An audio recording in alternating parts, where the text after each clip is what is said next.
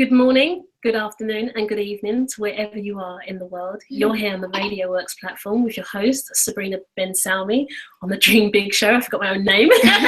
I'm here with Faye Jagaday and her amazing children, and we're going to be talking about Bootylicious Workout and Bopalon. Yes. This whole family, it's amazing. Like I met you guys about almost a year ago. Yes, a year ago now. And you were telling me about Bopalon, so I'm really excited about interviewing you. And you make your business work around your children. That's just amazing. I do. So maybe if you start by introducing us to your gorgeous four children. I gave you five. Four. Yeah, next one somewhere in the sky, but it's 4 at the moment.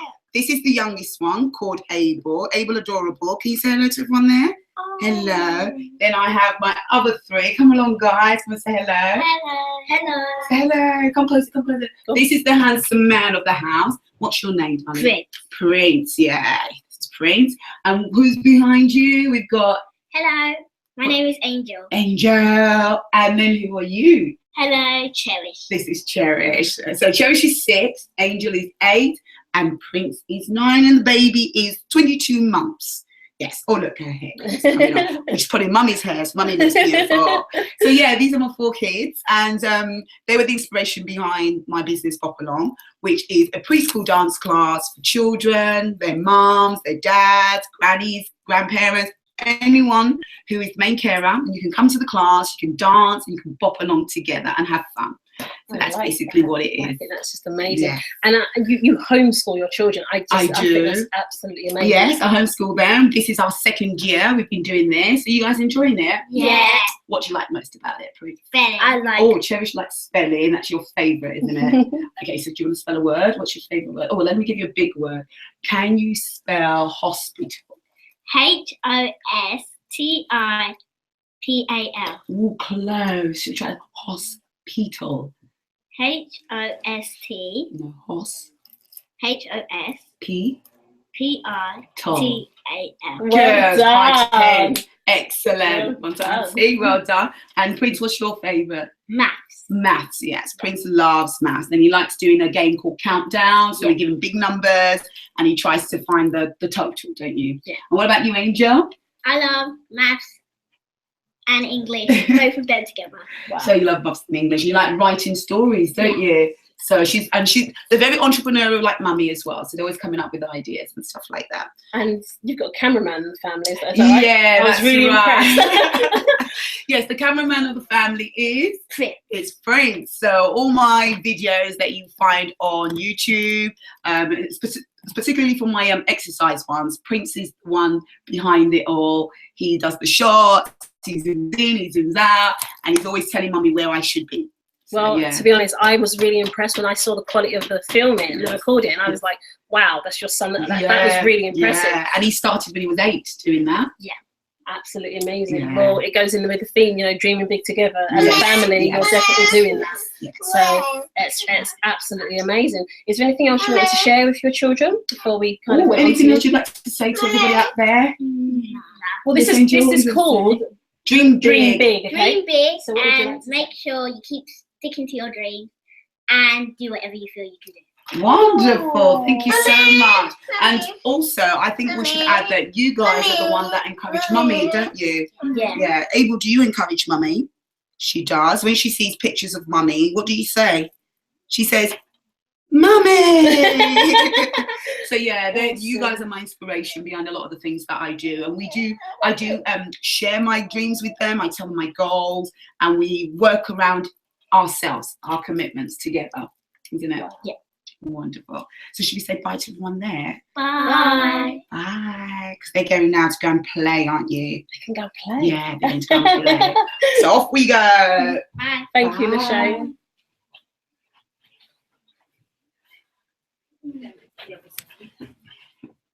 Thank you very much for that, Faye. That introduction was really lovely. I think, Faye's a perfect example of a family dreaming big together. And I think it's nice to see that it's possible. I'm not saying it's easy, but it's possible. And I think that's what's really nice. Once you see someone else can do it, it can give you some inspiration to do it together yourselves. But tell me a bit about your journey, and you can start from whatever you think is relevant.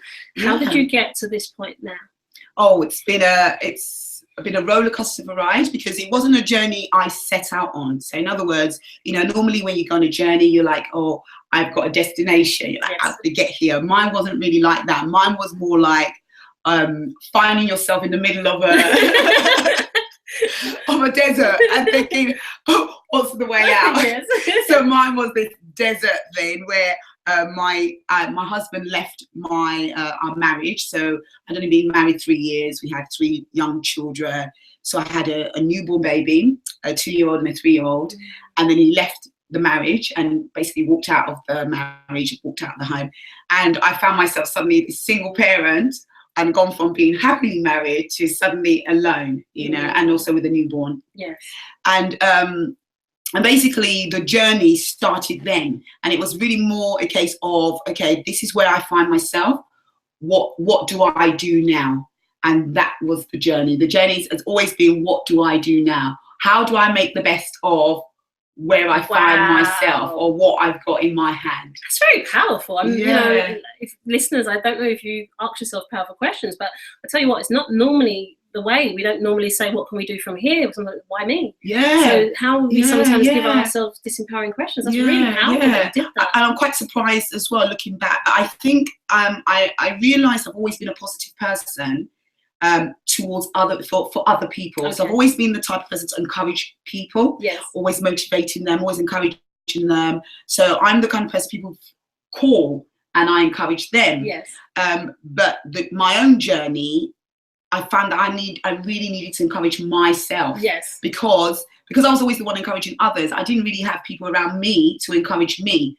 And that's not because, one, you don't have good friends or anything like that, but because my journey was very much different from their journey. Yes. Because, you know, my journey was this big journey. And sometimes you will find yourself going through a journey in life where you have to go through it alone. Yes, yes. And you have to have the tools in your own bag to be able to go through that journey. And that's where I found myself. It was like, this is my journey and I'm going to have to encourage myself in this journey. Okay. And as I was encouraging myself, I was encouraged, and I could still encourage others along the way, because I was getting encouraged, because I was doing a good job of telling myself, come on, let's get going.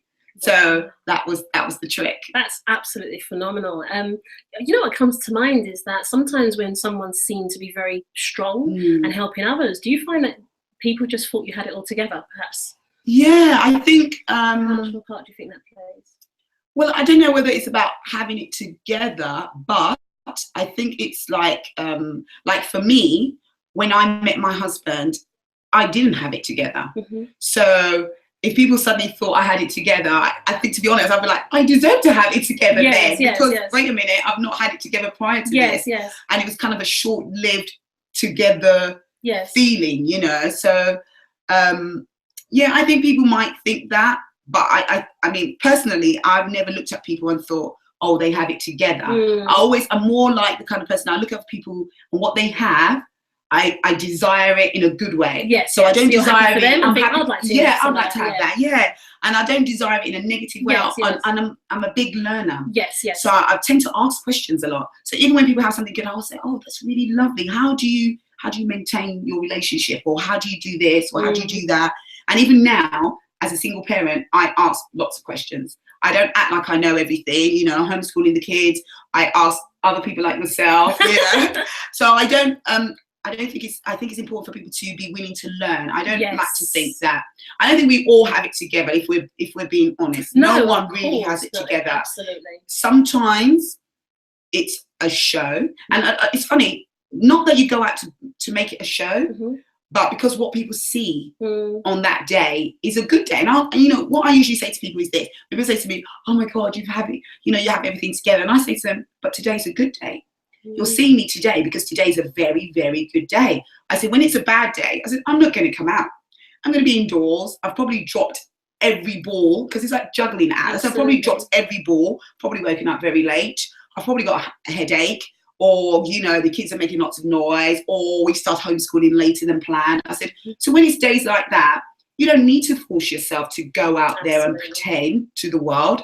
Just stay in your home, shut the door, and then just start again tomorrow. So I always say to people when they say, "Oh, you've got it together," I say, "Yes, because today's a good day." I love that. You know, I like that because it helps people to remind people that actually I'm human. I'm human. I'm humankind. Me and Marina just had an interview. It was absolutely amazing. But it's like people tend to glorify each other sometimes, and put each other on a pedestal. And the moment they fall down, it's like they've fallen off grace, and they're very quick to knock you down. Tell me a bit about Bop Along. Why Bop Along? Why all this? It's I love it. Raising 4 children is hard enough already. Yes, here we are. My beautiful Bop Along. Show you guys. Yes. And then there you have it. Mummies, daddies, little ones dancing together. And actually in this leaflet, you've got my children there. So you can see my son, my 2 girls having a dance. And it's amazing, you know, Bop Along came about in an unusual way, actually. Yeah, so when my husband left, you know, because I don't want to make it sad, I don't want to trivialize it. It was a very painful time because you do question yourself and you look inward and you say, okay, what is there anything I could have done, or have I done some wrong things? You know, you question your actions and how you have behaved during that time. Absolutely. And I did that, and then I had those moments when I would cry. And I remember, because I had the children, I didn't really get the opportunity to cry for long, because it was the odd tear and I'd have to wipe it away because you don't want them to see you being upset. And I remember, because I never wanted them to see me upset, I was so busy trying to make them happy. And I remember my son and my daughter used to say, "Mummy, come and dance with us." And we used to always dance in the living room. So we would dance together. And anytime I tried to go to the toilet to have a quiet moment, they'll knock on the door and say, "Mummy, come and have a dance." I was going to say, tell me how you have that quiet moment. I haven't had that, but yeah. So I never ever had it. So I think maybe they sensed, you know, and I think kids are so intuitive. Yes. So they must have sensed, oh, Mummy needs to be happy. So they'll say, "Mummy, come and dance," and we'll dance together. Oh, wow. And that's how the idea came. Are you serious? Literally just that. We'd dance in the living room, and I would be so happy. I wouldn't feel sad anymore. I'd be so happy. And I just thought, this is such a great thing we have. That's actually really beautiful. That is now rippled out. And it's affecting people in a positive light. That's very amazing. Much so. Yeah. I recently had a mum that came to my class who said, you know, I read your story on the website, and she said, "You need exactly the same as mine." And she found herself to be a single parent, 2 children, and homeless, and was living in a hostel. And I said, you know, because my journey, I've gone through the same thing. I've actually lost my home, lived in a hostel with my children, and Bop Along was my saving grace. It was the thing that was my anchor. So even you know, in a room when you really should be losing yourself, I was just always standing strong, because I had this one class to go to that would bring me a smile to my face, and I knew that my job was to bring a smile onto other people's face. So she used to, and I never knew that was her problem. It was because she was so happy from the class that she said to me one day, "I really wish the world was like your class." Oh wow. And that touched me. I was so moved. And she said, you know, "I read your story," and you know, and I said, "Wow." And then I said, "You know what? I'm going to come and teach Bop Along in the hostel." Oh, wow. So now we're in discussions that I'm going to bring it to other parents, because she was brave enough to go looking for something. Other people don't have that determination, that self-motivation to go and find it. So now that's what we're talking about, that I will bring it and I will teach it to the hostel, because I've been there, you know, and I knew how to push myself. But whilst I was there, I did see parents and mums and dads who were really, really broken and disheartened by the whole situation they found themselves in. Yeah. But you managed to just stay fast there, to your vision, laser focus, and in doing so, you've been able to touch people in a positive way. I'm so and thankful. How do you? I know you're saying the words, but are you connecting with what you're doing? Like how you just you're going back to the space that you was, and you can see what they're going through and how they're not able to deal with that, and you was able to just penetrate and also go back now and help on other people. Are you connecting to that? That's really deep. That's amazing. Yeah, and I think the reason why is because I'm a Christian, and my faith really helps me. You know, because I think, you know, the world we live in today, we can see what's going on. You know, people are, for the sake of religion, our so-called religion, you know, and killing people. But I think genuine faith grounds you. Genuine faith makes you connect with people. You know, genuine faith makes you reach out to people. So my faith allows me to do that, because I remember saying to God, I said, you know, God, why did you give me Pop Along, really? Because this was not my idea. This was, you know, like inspired. Why did you actually give it to me? And then, you know, and the first thing I felt he was saying to me was, because I want you to show my love. I want you to show my love to other people. And God's way of showing his love to them through my class is through friendship.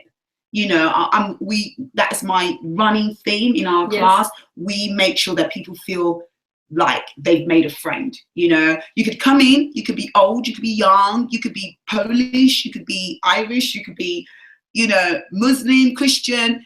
It doesn't make a difference. Once you walk in there, there's something unifying us, and that is love of dancing, the love of the kids that are there, and the love to have fun, and obviously to make friends. So straight away, that's the first thing I say. I say, we are now friends. Our first dance, the first song that goes on is all about making friends. So the first thing we do is we dance, and we go around the room and we say hello to each other.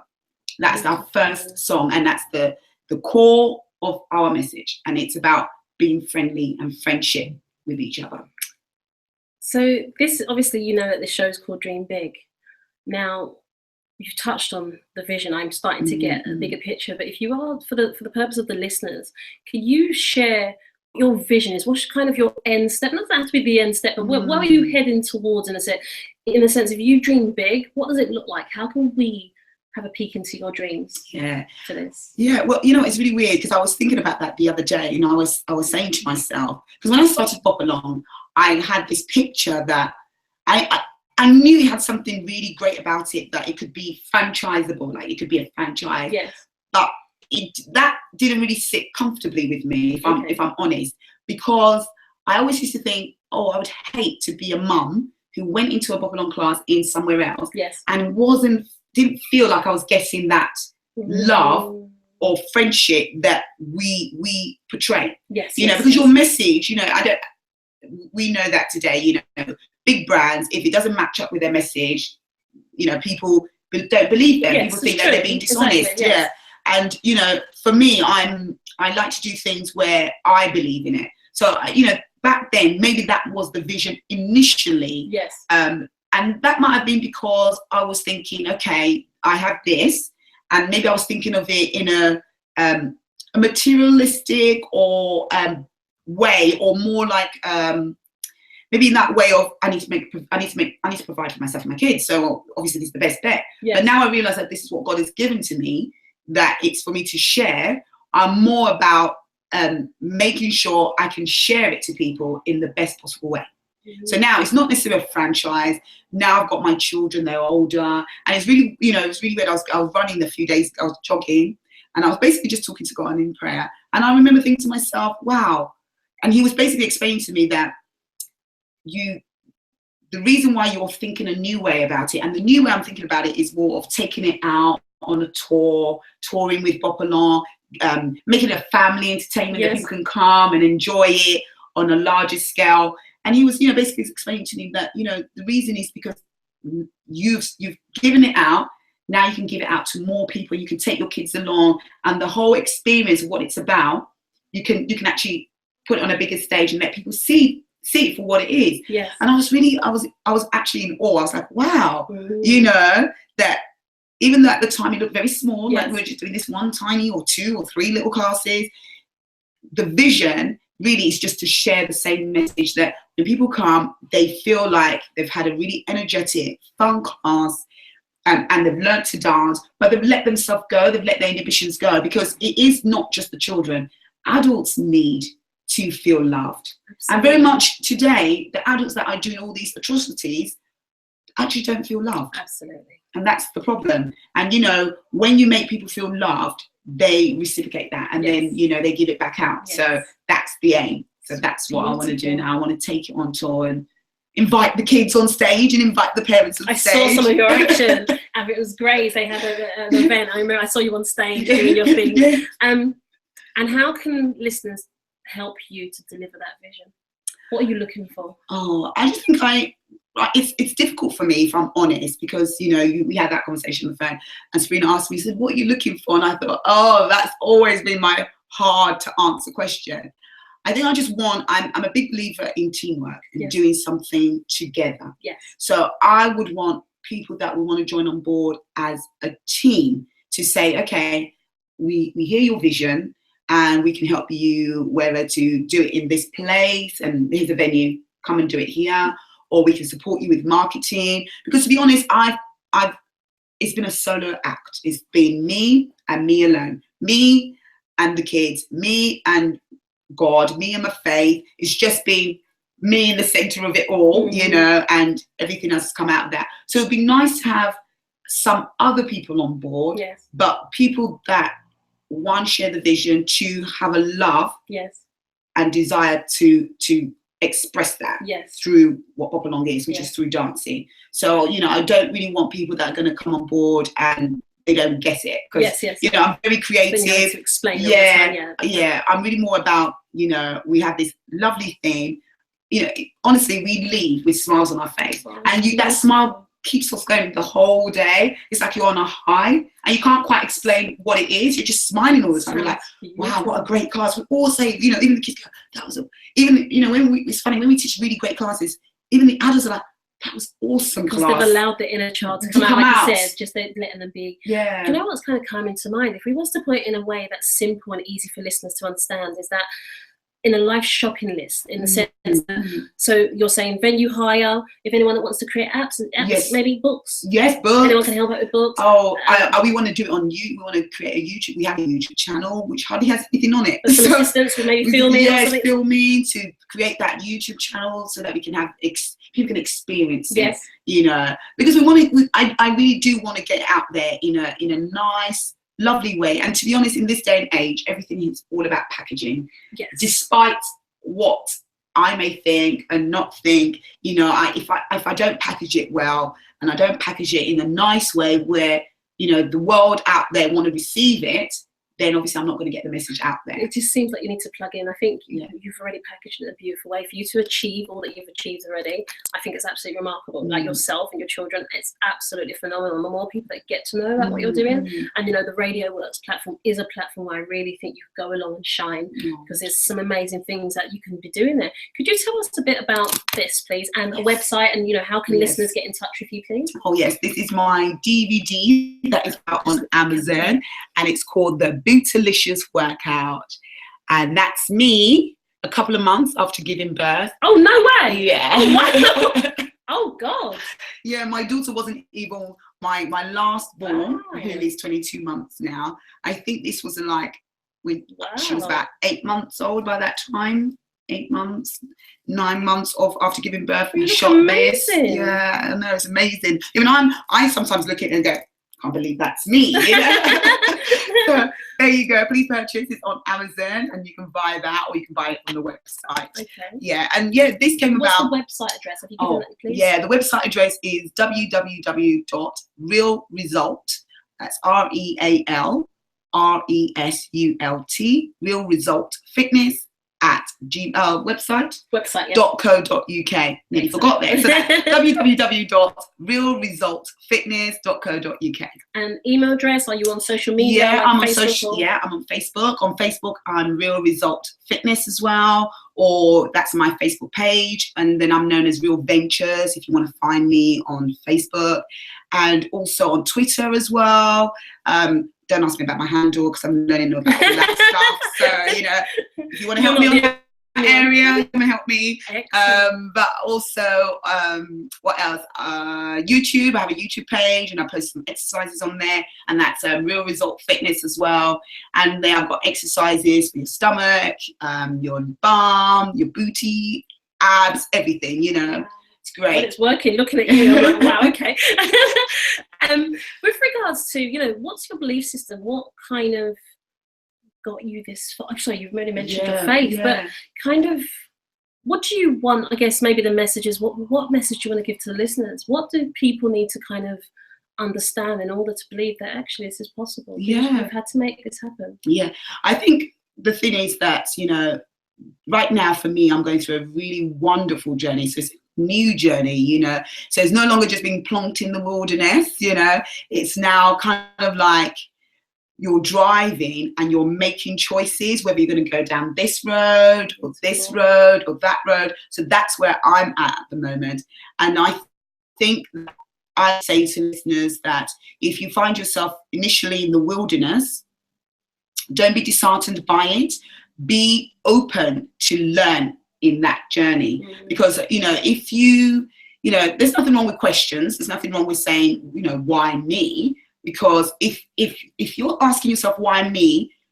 At the end of the day, you need to come up with an answer, really, because you need to say, okay, why me? Could it be that I've allowed myself to, be belittled? Is it because I've allowed myself to think I'm not worth having something? There's nothing wrong with having questions, but you must try and get an answer to your question. So in that wilderness moment, that was what I was doing. I was always asking myself questions and then answering them myself. So, for example, one of the questions I asked myself was, okay, this decision where I find myself, I actually say to myself, was this your decision? And I said, no, it wasn't. I did not choose to become a single parent.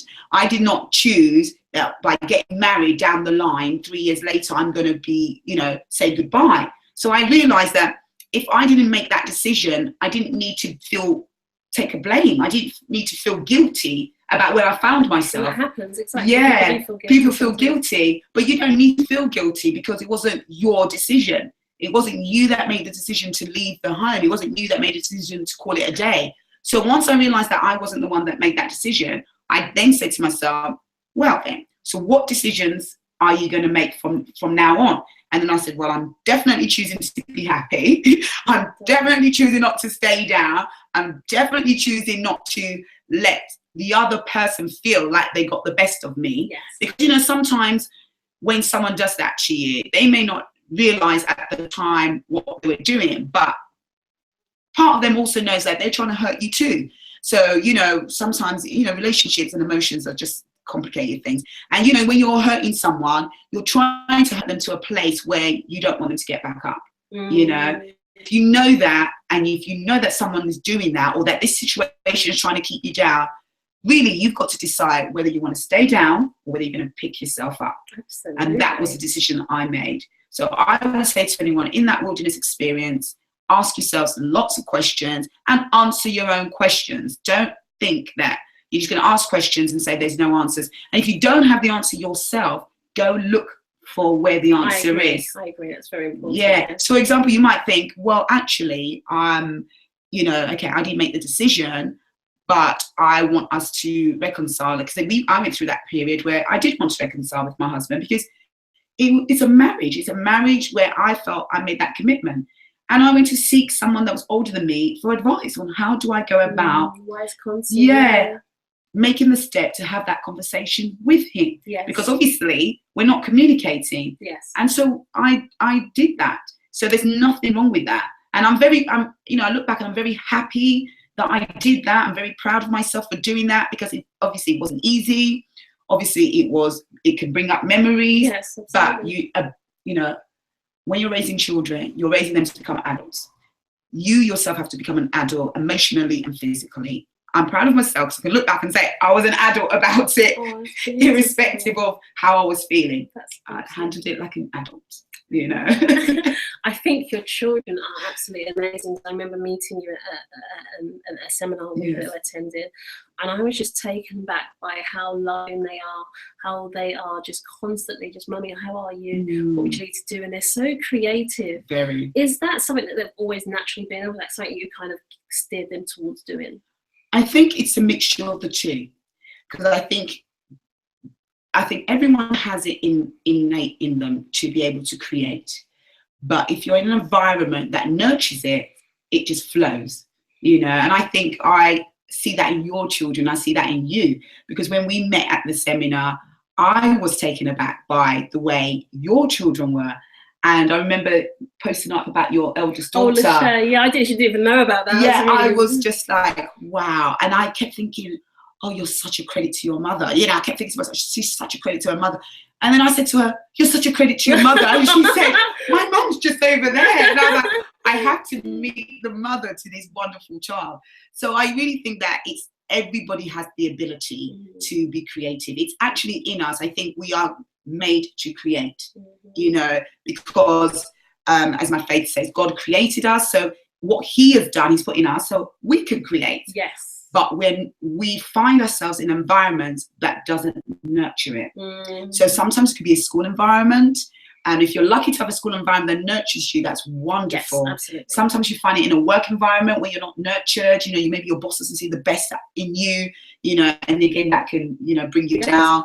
And then sometimes you can find it in a relationship, you know, because if you're in a relationship where your values or your views or your thoughts or your ideas are sort of dismissed, then you can feel like, okay, I don't really have anything to contribute to the world.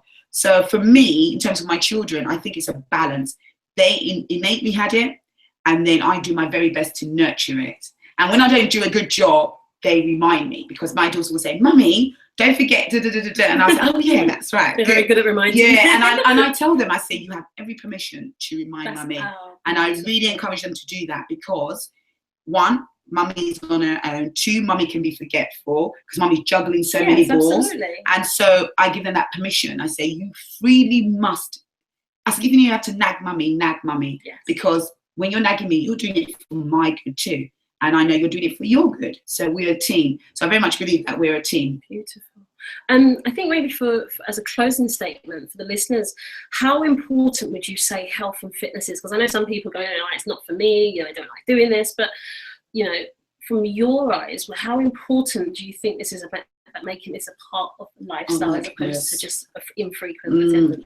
Honestly, if I could bottle it and then sell it to you, you would now understand what I'm talking about, because I don't think people really do.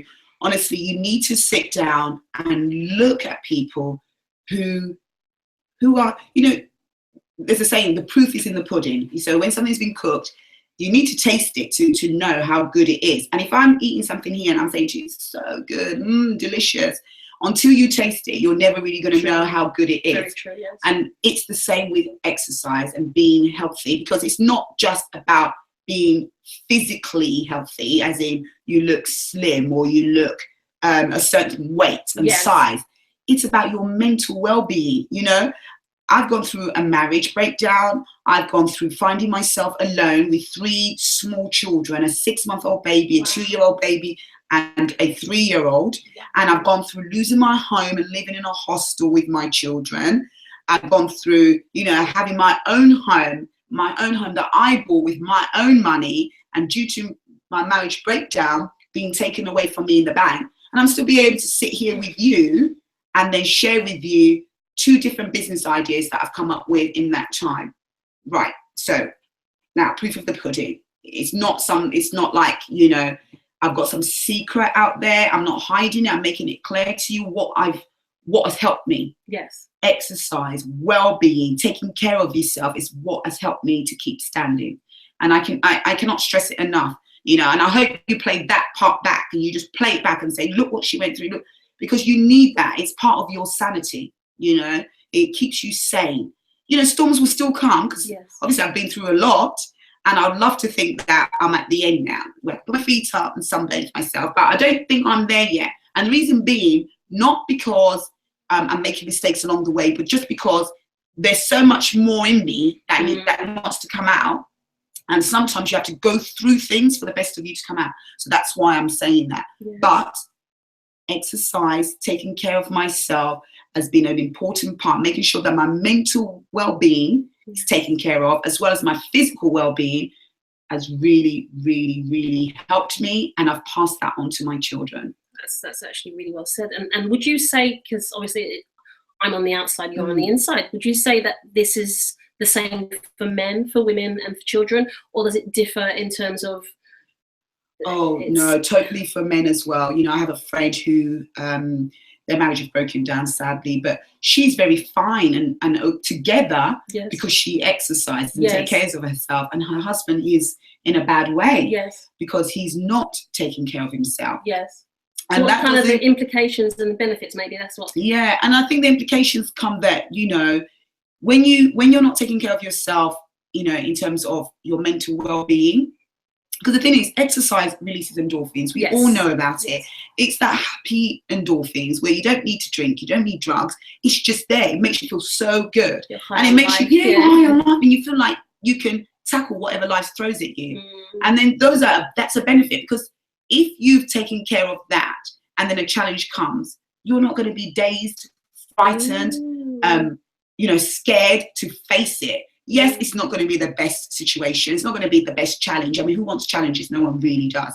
But you're not going to be too frightened to deal with the challenge. That's the key. It's being able to stand even when the challenges come, And when you see people that are having difficulties, it's because they don't feel like they're able to stand when the challenges are coming. They don't feel like they have the tools. Like, I actually don't know what to do, And then what happens is, the implications is that you start to feel depressed. You start to feel like, either,